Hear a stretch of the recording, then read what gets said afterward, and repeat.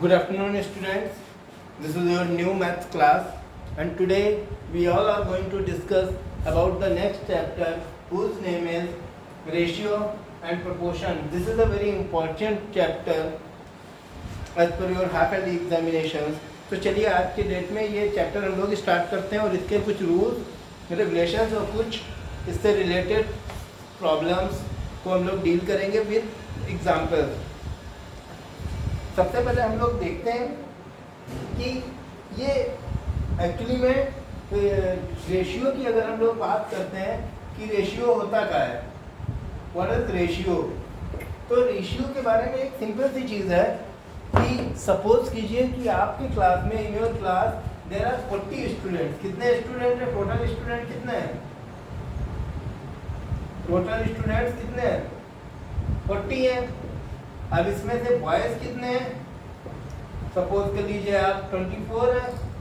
And girls कितनी है इसमें से? 16 आपकी गर्ल्स हो गई और आपके पास 24 बॉयज हो गए। अगर बॉयज और गर्ल्स का रेशियो निकालने की बात करें, दैट्स मीन कि 24/16, यानी कि B versus G, boy versus girls की अगर हम लोग बात करें तो ये रेशियो निकल आएगा। लेकिन अभी हम लोग इसको सिंपलेस्ट फॉर्म में और ज़्यादा कन्वर्ट कर सकते हैं, and here we goes 3/2।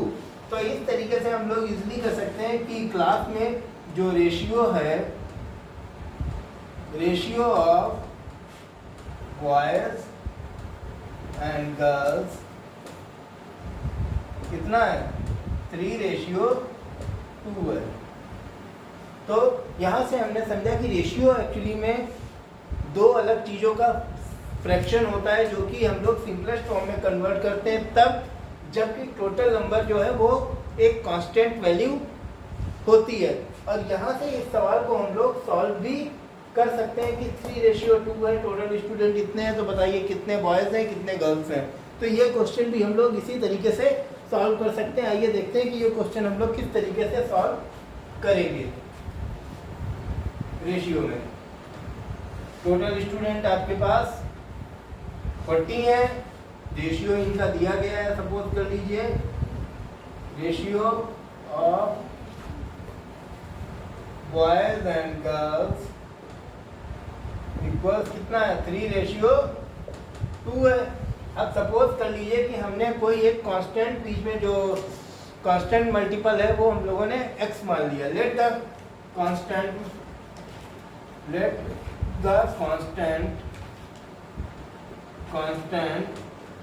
Multiple be x। अगर कोई कांस्टेंट मल्टीपल हम लोगों ने x मान लिया, दैट्स मीन कि x का गुना ये भी है और x से मल्टीप्लाई इसकी भी हो सकती है। तो अकॉर्डिंग टू द क्वेश्चन यानी कि 80³ हमारा क्या बनता है? 3x + 2x = 40। That's mean 5x = 40 and x = 40/5, that's mean 8 आ गया। अब 8 से हम लोग निकाल देंगे बॉयज की नंबर कितनी थी? 3x, दैट्स मीन 3 × 8 यानी कि कितनी आ गई? देखिए 24 आ गई। दैट्स मीन कि हमने क्वेश्चन को सीधी तरीके से भी सॉल्व करके देख लिया है, रिवर्सली भी अब हम लोग इस क्वेश्चन को सॉल्व करके देख रहे हैं। अब हम लोग गर्ल्स की अगर नंबर्स की बात करते हैं तो वो 2x है, that's mean 2 × 8, that's mean 16 girls हैं हमारे पास।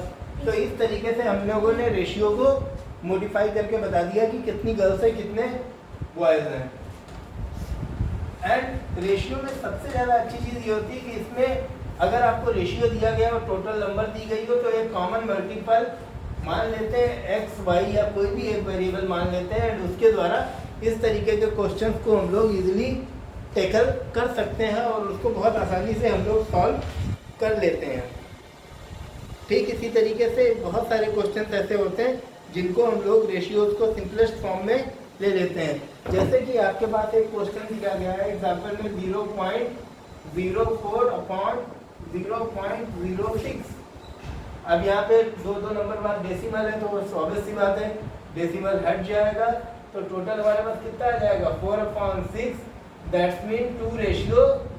3, यानी कि ये आ गया हमारे पास 2:3 हमारे पास आ गया, जबकि हमको दिया कितना गया था 0.04 रेशियो 0.06 का रेशियो दिया गया था। तो इस रेशियो को अगर हम लोग को सिंपलेस्ट फॉर्म में निकालना है तो इस तरीके से हम लोग उसे इजीली कन्वर्ट कर सकते हैं and we can get the answer of this type of questions. और सेम कंडीशन में 2 चीज़ों का रेशियो दिया गया हो या 3 चीज़ों का रेशियो दिया गया हो तो वो आसानी से निकाला जा सकता है। चलिए अब इसके बाद में हम लोग बात कर लेते हैं प्रोपोगेशंस की। प्रोपोगेशंस का मतलब क्या होता है? प्रोपोगेशंस का मतलब होता है 2 रेशियोज का एक pair, the pair of ratios, proportion. अब हम लोग बात कर लेते हैं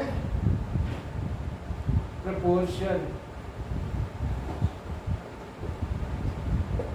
प्रोपोर्शन क्या होता है? सपोज दैट अगर x ratio y proportion to p ratio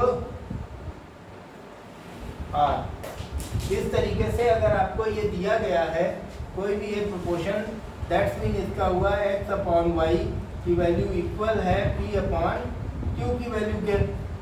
दूसरा मल्टीप्लाई करके अगर हम लोग कंक्लूजन निकाल सकते हैं, यानी कि x इंटू आर की वैल्यू इक्वल होगी p इंटू वाई के, यानी कि एक्सटर्नल टर्म्स की मल्टीप्लिकेशन इंटरनल टर्म्स की मल्टीप्लिकेशन के इक्वल होगी इसमें। और इसी तरीके से सेम जिस तरीके से आप लोगों ने रेशियो वाले क्वेश्चंस लगाए थे, ठीक उसी तरीके से आप लोग इस तरीके के क्वेश्चंस लगाएंगे। एंड इसमें पूछा जाता है कि क्या दी गई नंबर्स जो है वो प्रोपोर्शन में है या नहीं। तो उसका सिंपली तरीका जानने का यही होता है कि आप एक्सटर्नल टर्म और इंटरनल टर्म की मल्टीप्लिकेशन कर ले। अगर दोनों इक्वल आ रहा है तो दैट्स मीन कि दे आर इक्वल, अगर दोनों इक्वल नहीं आ रहे तो वो इक्वल नहीं है। जैसे कि आपको क्वेश्चन दिया गया है 12:15 प्रोपोगेशन टू 4:5।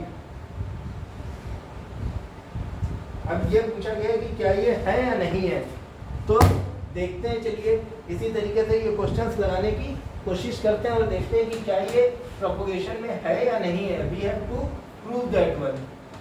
तो सबसे पहले हम लोग क्या करेंगे, 12/15 इक्वल 4/5। चलिए देख लीजिए 12, या ये आप लोग डायरेक्टली इसको क्वेश्चन को लगा सकते हैं। दैट्स मीन कैसे कि बाहर बाहर की मल्टीप्लाई एंड अंदर अंदर की मल्टीप्लाई।